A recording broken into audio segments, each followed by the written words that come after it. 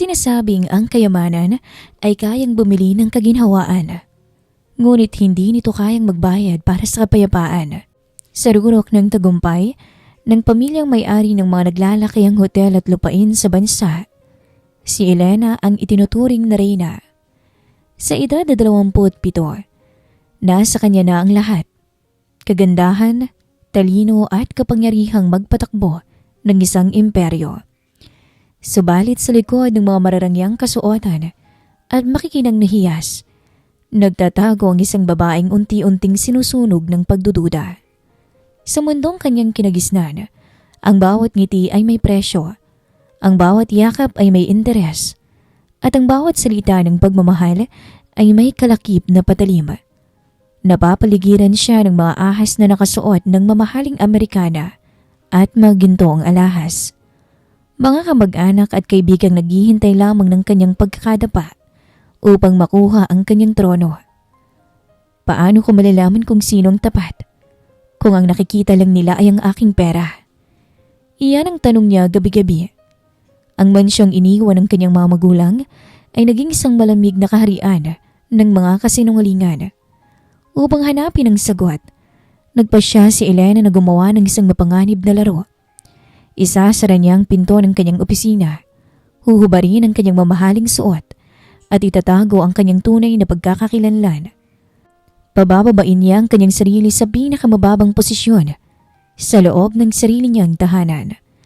Magiging isa siyang kasambahay, isang piping saksi sa totoong kulay ng mga taong nagpapanggap na nagmamahal sa kanya. Ang hindi alam ni Elena, sa pagbaba niya mula sa kanyang marangyang trono upang hanapin ang katotohanan, isang estranghero na may hawak na gunting, pantanim at may amoy ng basang lupa ang magpapabago sa takbo ng kanyang itinayong dula-dulaan. Isang hardinero na hindi lamang magpapakita sa kanya ng kahulugan ng katapatan, kundi magtuturo rin sa kanyang puso kung paano muling magtiwala.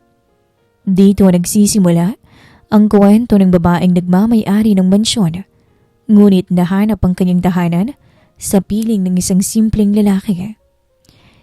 Subaybayan po natin ang kanilang kwento ng pag-iibigan. Dito lang sa ating channel, Sweet Rocky, Tagalog Story. Ang kwentong ito ay pinamagatang The Maid Who Owns the Mansion. Ang sikat ng araw ay sumasalamin sa naglalakihang salaming bintana ng isang mansyon sa gilid ng burol. Ngunit sa loob nito, walang mararamdamang init. Ang mansyong iyon ay hindi tahanan, kundi isang malaking hawla ng hinala. Sa edad na 27, minana niya ang napakalaking kayamanan ng kanyang mga magulang. Isang imperyo ng mga hotel at lupain. Subalit kasabay ng yaman ay ang pagdagsa ng mga taong nakangiti sa kanyang harap pero may patalim sa likuran. Nitong mga nakaraang buwan, ramdam ni Elena na may nagmamanipula sa kanyang mga ari-arian. Ang kanyang mga pinagkakatiwalaang kamag-anak at kaibigan ay tila may mga lihim na adyenda. Pagod na sa dula-dulaan at plastikong pakikitungo. Kaya naman nagpasya si Elena na gumawa ng isang radikal na hakbang. Nagpanggap siyang isang simpleng kasambahay sa sarili niyang mansyon. Sa tulong ni Aling Marta, ang matandang mayordoma na tanging nakakaalam ng katotohanan, si Elena ay naging si Lenlen. Isang mahiyain, walang kaayos-ayos na babaeng nakasuot ng kupasing uniforme at makapal na salamin. Nakapusod palagi ang buhok. Nais niyang makita kung paano siya tratuhin ng mga tao kung wala sa kanyang korona ng kapangyarihan. Lenlen, dalian mo nga riyan at punasan mong mga antigo sa sala. Parating ng mga pinsan ng senyorita eh. Utos ng isang nakakatandang katulong na si Celia. Opo, Ate Celia. Sagot ni Elena sa mahinang boses. Pinipigilan ng tawa. Nakakatuwang isipin na ang mga gamit na pinapaayos sa kanya ay siya mismo ang bumili. Habang nagpupunas ng mamahaling banga, pumasok sa salang kanyang pinsan ni si Clara, kasamang kasintahan nito. Madalas mag-iyak-iyakan si Clara sa harap ni Elena noon, kaya siya baon sa utang at kailangan ng tulong. Pero ngayon, Iba ang nakikita ni Elena. Siguraduhin mong ibebenta natin ng ilang painting dito kapag nakuha mo ng pirma ng bruhang si Elena. Bulong ni Clara sa kasintahan nito habang humihigop ng mamahaling alak. Masyadong tangat marupok ang pinsan ko. Madali siyang utuin. Napakapit ng mahigpit si Elena sa basahang hawak niya. Kumulo ang kanyang dugo. Ngunit nagpigil siya. Ito mismo ang dahilan kung bakit niya ginagawa to. Ang katotohanan ay masakit. Ngunit mas mabuti nang malaman ngayon kaysa mahuli ang lahat. Upang kumalma, nagpresenta si Elena na magdilig ng mga halaman sa malawak na hardin sa likod ng mansyon. Habang hila-hila ang mahabang hose, napansin niyang isang bagong mukha sa may greenhouse. Isang lalaking abala sa paggupit ng mga tuyong dahon ng mga rosas. Nakasuot ito ng simpleng puting sando na may bakas ng pawis at dumi. Maong na pantalon at bota. Matangkad ito. May matangos na ilong at kahit na may dumi sa mukha, ay hindi maitatago ang natural nitong kakisigan. Ikaw bang bagong katulong? Tanong ng lalaki nang mapansin siya. Malalim at baritonong boses nito, ngunit may kakaibang lambing. Opo. Ako si Lenlen. Bagong katulong. Nautal na sagot ni Elena. Ngumiti ang lalaki. Dahilan para lumabas ang biloy sa pisngi nito. Ako si Gabriel. Bagong hardinero dito. Kakasimula ko lang din kahapon. Kaya pala ngayon lang kita nakita. Wika ni Elena. Sabay iwas ng tingin nang mapansing masyado siyang nakatitig sa mukha nito. Kumusta naman ang trabaho rito? Nagpunas ng pawis sa noo si Gabriel gamit ang braso. Mabuti naman. Magandang hardin. Sayang kung hindi maalaga ang mabuti. Pero balita ko, strict na raw at supladong may-ari ng mansyong to, ang senyorita Elena. Napaubo si Elena. Aha? Bakit mo naman nasabi? Sabi-sabi ng ibang trabahador doon sa barracks. Sabi nila, bihira raw ngumiti at parang lagi may kaaway. Mayaman nga pero baka naman malungkot ang buhay. Seryosong sigot ni Gabriel habang maingat na hinahawakan ng isang pulang rosas. Para sa akin, kahit gaano ka kayaman, kung wala kang totoong kapayapaan, wala ring kwenta. Natigilan si Elena. Tumagos sa puso niyang mga salita ng hardinero. Tama ito. Mayaman siya ngunit kailan nga ba siya huling naging masaya ng totoo? Kung alam lang nito ng supladang senyorita, ay ang mismong babaeng may hawak ng hose sa harap niya. Mabait naman siguro ang senyorita. Baka marami lang talagang iniisip. Pagtatanggol ni Elena sa sarili.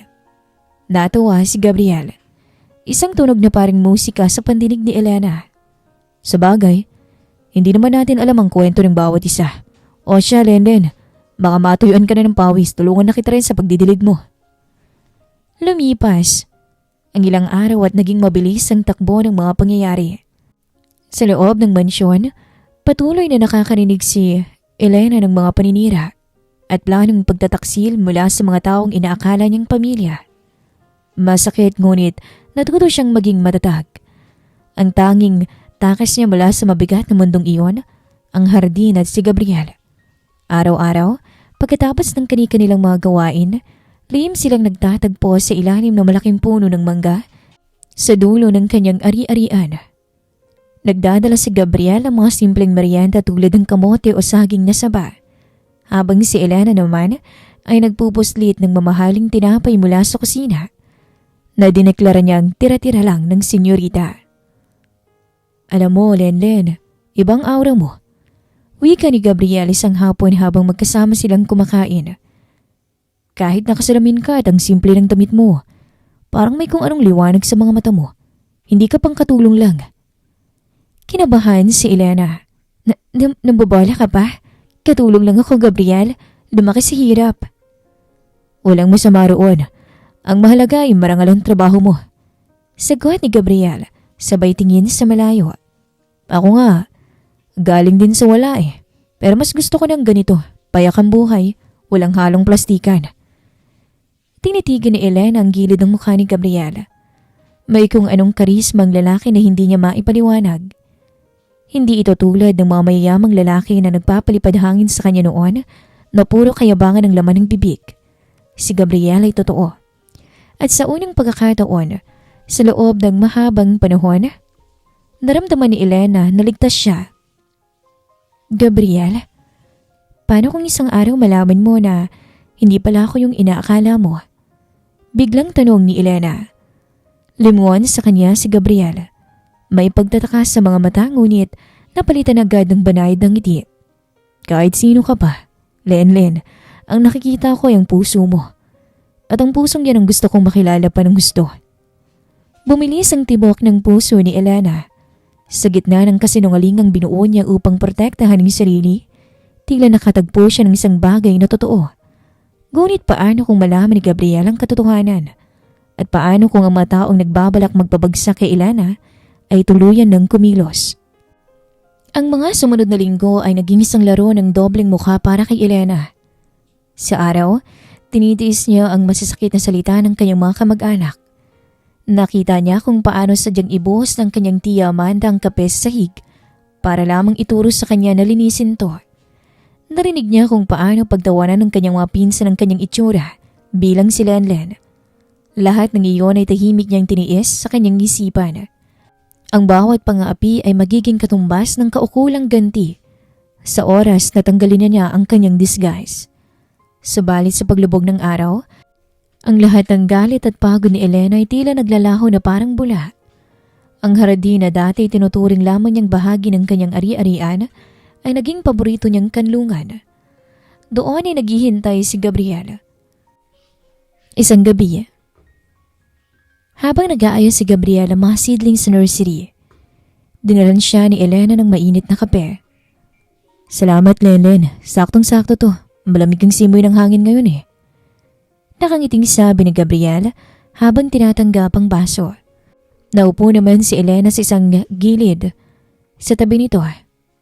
Gabriel, hindi ka ba napapagod? Ang lawak-lawak kaya ng hardin na to. Pero palagi ka pa rin nakangiti. Kahit minsan ang init-init. Binaba ni Gabriel ang baso at tumingin sa mga bituin sa langit. Napapagod din naman pero kapag nakikita kong namumukadkad tong mga tanim ko, nawawala talaga yung pagod ko. Parang sa buhay lang. Kailangan mong dumaan sa dumi at pagbabaon sa lupa bago ka makasibol at maging maganda. Napatitig si Elena sa lalaki. Lumalalim ang paghanga niya kay Gabriel sa bawat araw na nagdadaan. Sa likod ang mga gasgas sa kamay nito at simpleng pananalita, may isang lalaking may busilak na puso at malalim ang pananaw sa mundo. Sana lahat ng tao tulad mo, Gabriel. Bulong ni Elena na may pait sa boses. Sana pinapaligiran din ako ng mga taong tapat. Napansin ni Gabriel ang lungkot sa mga mata ni Elena. Lumapit siya ng kaunti at marang hinawakan ng kamay ng dalaga. Nagdulot iyon ng kuryente sa buong katawan ni Elena. Ngunit hindi niya binawi ang kanyang kamay. May problema ba, Lenlen? Kung tungkol sa mga kamag-anak ng senyorita na narinig kong nanggugulo rito, huwag mo na lang silang pansinin.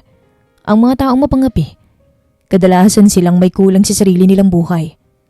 Pag-aalo ni Gabriel, ang init ng palad nito ay tila nagbigay ng proteksyon na matagal lang hinahanap ni Elena. Salamat, Gabriel. Mas gumaga ng loob ko kapag kausap kita eh. Tapat na tugon ni Elena. Habang nakatitig sa mga matang tila, nakakabasa ng kanyang kaluluwa. Sa sandaling iyon, halos makalimutan niya na siya ang may-ari ng mansyon. Siya lang si Lenlen, ang babaeng natatagpuan ng kaligayahan sa piling ng isang hardinero. Ngunit ang kapayapaang iyon ay panandalian lamang. Makalipas ang 2 araw, habang naglilinis si Elena sa library, isang silid na madalang pasukin ng mga tao, narinig niyang pagbukas ng pinto. Mabilis siyang nagtago sa likod ng makapal na kortina sa gilid ng malaking estante ng mga libro. Pumasok ang kanyang tita Amanda, kasama ang isang lalaking nakasuot, si Atty. Castro, ang abogado ng pamilya na personal na pinagkakatiwalaan ni Elena. Sigurado ka ba rito, Atty. Castro? Tanong ni Amanda habang kinukuha ang ilang papeles sa kanyang bag. Kapag napapirma na natin si Elena sa donasyon na ito, Mapupunta na sa atin ang kontrol ng mga hotel sa Maynila. Oo, Doña Amanda. Sagot ng abogado sa tusong boses. Gagawa ko ng peking ulat na nalulugi ng kumpanya para magpanik siya sa oras na pirmahan niya ang mga dokumentong ito na kunwari your financing papers. Formal nang maililipat sa inyo ang mga shares. Masyadong nagtitiwala sa akin ang batang yan. Napakadali lamang niyang paikutin. Napatakip ng bibig si Elena sa likod ng kortina. Ang kanyang puso ay pumalo ng napakabilis sa halo-halong galit at panlulumo. Si Atty. Castro ay matalik na kaibigan ng yumaong ama. Hindi niya akalain na magagawa siyang ipagkanulo ng taong tinuturing niyang pangalawang ama. Mabuti naman, para mapalayas na natin ang bruhang yan dito sa mansyon. Sa susunod na linggo, isasagawa na natin ang plano. Nakangising sabi ni Amanda bago sila lumabas ng silid. Nang magsara ang pinto, napasandal si Elena sa pader at dinaluin ng luha ang kanyang mga pisngi. Ang sakit ng katotohanan ay tila sumasaksak sa kanyang dibdib. Pera lang palang halaga niya sa mga taong to. Walang tunog na umiyak si Elena sa dilim ng library. Ramdam na ramdam ang matinding pangungulila at pag-iisa. Patakbong lumabas ng mansyon si Elena patungo sa hardin. Hindi pinapansin ang tawag ni Aling Marta. Ang kanyang mga mata ay namamaga at ang kanyang salamin ay may bahid na ng luha. Pagdating sa greenhouse, saktong nag-aayos doon si Gabriel. Nang makita ng lalaki ang umiiyak na si Elena, agad itong binaba ang hawak na gunting at sinalubong ang dalaga. Lenlen, anong nangyari? Bakit ka umiiyak? Walang salitang yumakap si Elena kay Gabriel. Isinubsob niya ang kanyang mukha sa dibdib ng lalaki. Hinayaan ang sarili na humagulgol. Nabigla si Gabriel, ngunit hindi nag-atubiling yakapin din ng mahigpit ang dalaga, habang ang isang kamay niya ay marang humahaplos sa buhok nito. Tahan na. Nandito lang ako. Ano bang nangyari? May nangaway ba sa'yo sa loob? Nag-aalalang tanong ni Gabriel. Bakas ang galit sa boses para sa sino mang nagpaiyak sa babaeng nagsisimula ng magkaroon ng malaking espasyo sa kanyang puso. Gabriel, ang daya-daya ng mundo. Umiiyak na sabi ni Elena. Ang hirap malaman kung sino yung totoo. Bakit kailangan magtaksil ng mga taong pinagkakatiwalaan mo? Bakit pa pera lang palagi ang mahalaga sa kanila? Humarap si Gabriel sa kanya. Hinawakan ang magkabilang balikat ni Elena at pinunasan ng mga luha sa pisngi nito gamit ang mga daliri. Lenlen, makinig ka sa akin. Ang pera nawawala yan. Ang kapangyarihan lumilipas.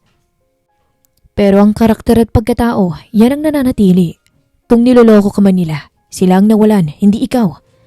Seryoso at puno ng paninindigan ang mga mata ni Gabriel. Huwag mo hayaang sirain ka ng kasama nila. Ang mabuting puso mo. Kung pakiramdam mo ay nag-iisa ka, nagkakamali ka. Nandito naman ako eh. Hindi kita iiwan. Tinitigan ni Elena ang mga mata ni Gabriel. Sa gitna ng bagyo ng pagtataksil ng mga taong nakapaligid sa kanya, ang hardinerong ito ang kanyang naging silong. Sa mga sandaling iyon, alam ni Elena na nahuhulog ng kanyang loob kay Gabriel. Hindi dahil sa kung anong mayroon to, kundi dahil sa kung sino ito. Inilapit ni Gabriel ang kanyang muka at sa ilalim ng malamlam na liwanag ng buwan sa loob ng greenhouse, marahan niyang dinampi ang kanyang mga labi sa noo ni Elena. Isang halik na punong-puno ng pangako at pag-iingat. Salamat, Gabriel. Bulong ni Elena habang may nabubuong bagong lakas sa kanyang puso. Tapos na ang panahon ng pag-iyak. Nalaman na niya kung sino ang maaahas sa kanyang buhay at nahanap na rin niya ang nag-iisang taong tapat sa kanya. Oras na para bawiin ang tunay na may-ari ng mansyon, ang kanyang kaharian, at ihanda ang bitag para sa mga nagtaksil sa kanya. Nagsimula ang pagganti ni Elena ng may malamig na determinasyon.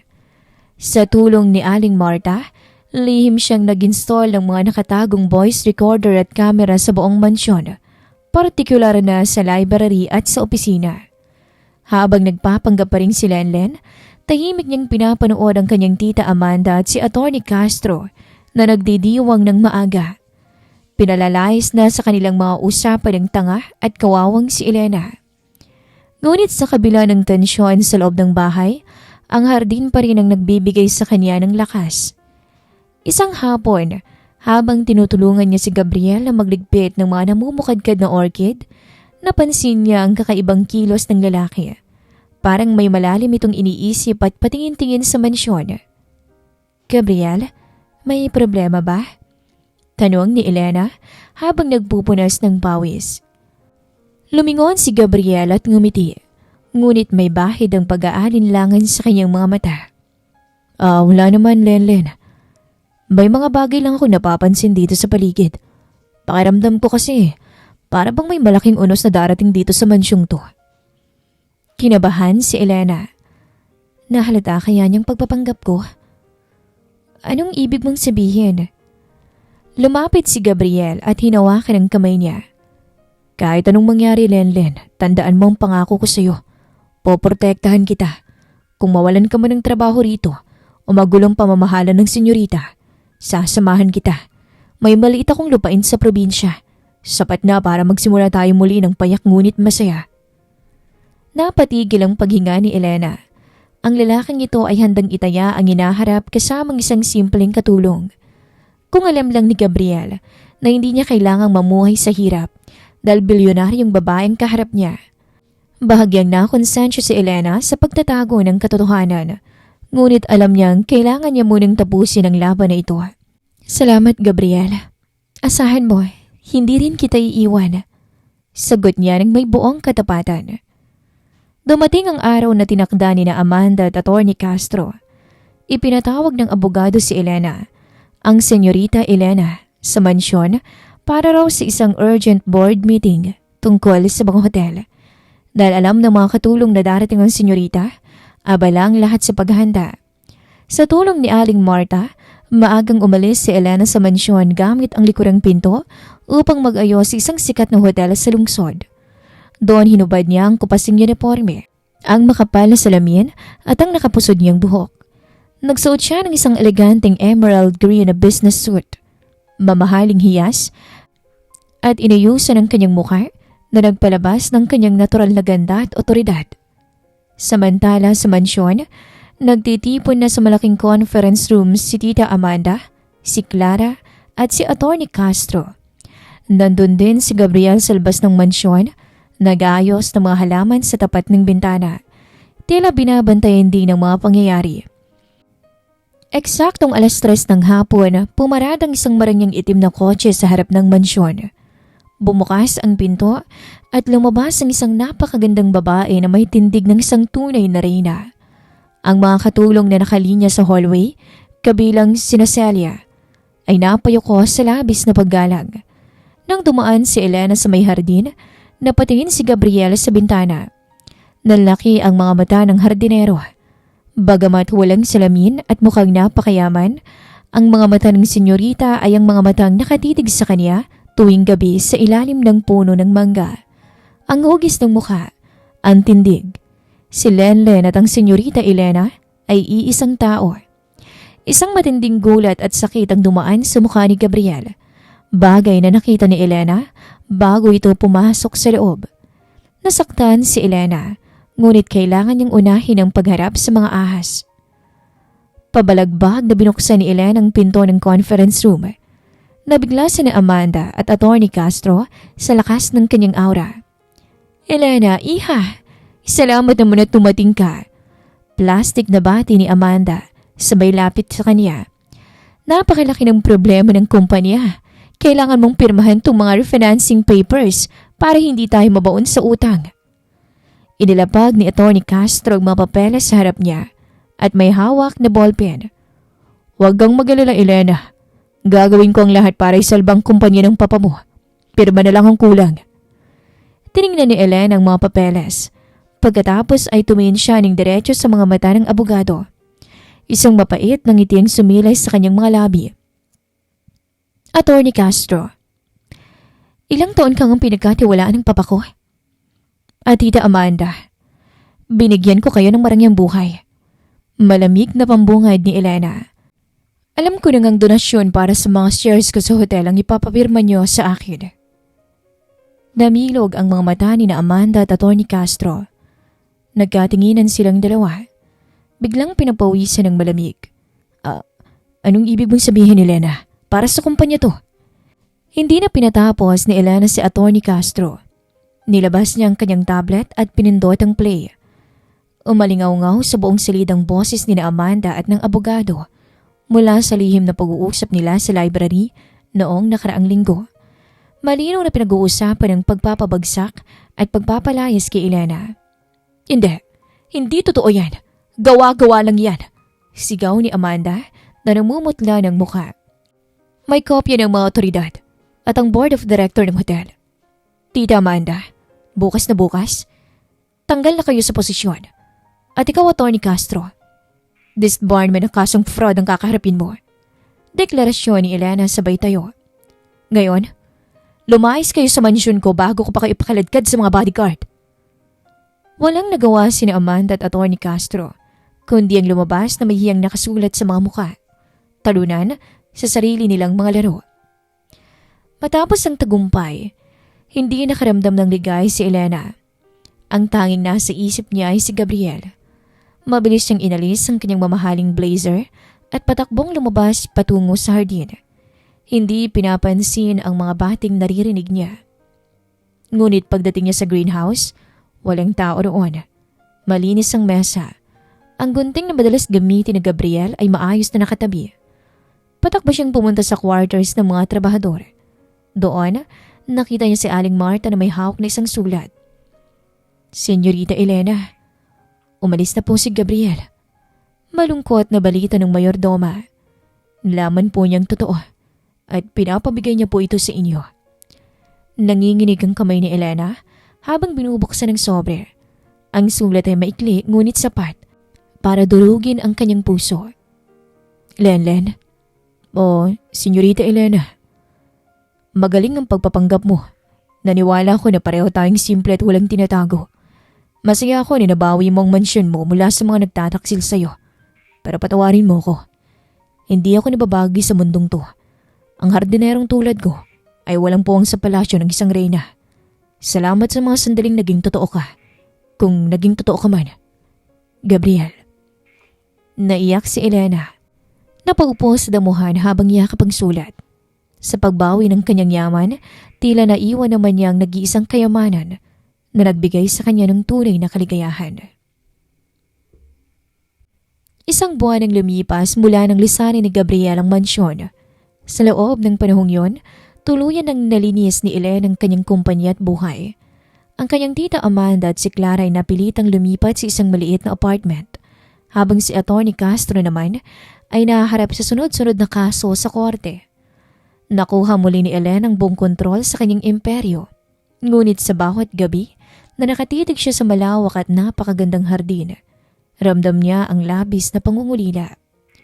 Ang hardin ay nanatiling buhay at makulay. Salamat sa mga alagang iniwan ni Gabriel. Ngunit para kay Elena, nawalan nito ng bango.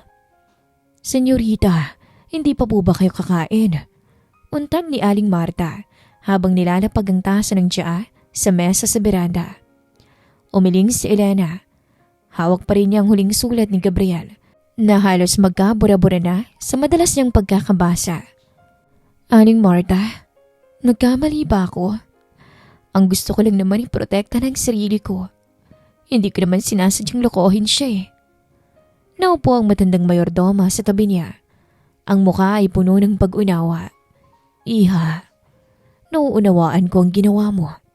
Pero para sa isang lalaking tapat at walang ibang hangad kundi ang makasama ka dahil sa kung sino ka, malaking sugat ang malaman na ang lahat ng binahagi mo ay bahagi lang ng isang pagbabalat kayo. Kung talagang mahal mo siya, huwag mo siyang sukuan. Tumayo si Elena. May bagong determinasyon sa kanyang mga mata. Tama si Aling Marta. Kung nagawa niyang ipaglaban ang kanyang yaman, laban sa mga mapagsamantalang kamag-anak, bakit hindi niya ipaglaban ng lalaking nagturo sa kanya kung paano mabuhay ng totoo? Inalala niya ang mga salita ni Gabriel noon. May maliit akong lupain sa probinsya Sapat na para magsimula tayong muli. Naalala rin niya ang isang partikular na bayan sa Laguna na madalas banggitin ng lalaki kung saan nagmumula ang mga pambihirang uri ng halaman na dinadala nito sa greenhouse. Kinaumagahan, hindi ang marangyang kotse o ang mamahaling business suit ang pinili ni Elena. Isunuot niyang muli ang simpleng maong, puting t-shirt at tsinelas. Itinali niyang kanyang buhok sa isang simpleng pusod at hindi nag-ayos ng mukha. Iniwan niya ang korona ng pagiging senyorita sa loob ng mansyon at naglakbay patungo sa Laguna bilang si Lenlen. Matapos ang ilang oras na pagtatanong sa isang maliit na barangay sa paanan ng bundok, itinuro sa kanya ng mga lokalang isang malawak na nursery ng mga bulaklak at halaman. Sabi nila, pagmamayari ito ng isang masipag na binatang galing Maynila. Nang makarating si Elena, nakita niyang pamilyar na bulto ng isang lalaki. Nakasuot ito ng kupasing sando. May dumi ng lupa sa mga kamay at abala sa pagdidilig ng mga sunflower. Si Gabriel. Huminto ang mundo ni Elena. Ang tibok ng kanyang puso ay naging mas mabilis pa kaysa nung hinarap niya ang kanyang mga kaaway sa boardroom. Huminga siya ng malalim at naglakad papasok. Magkano po ang mga sunflower ninyo, kuya?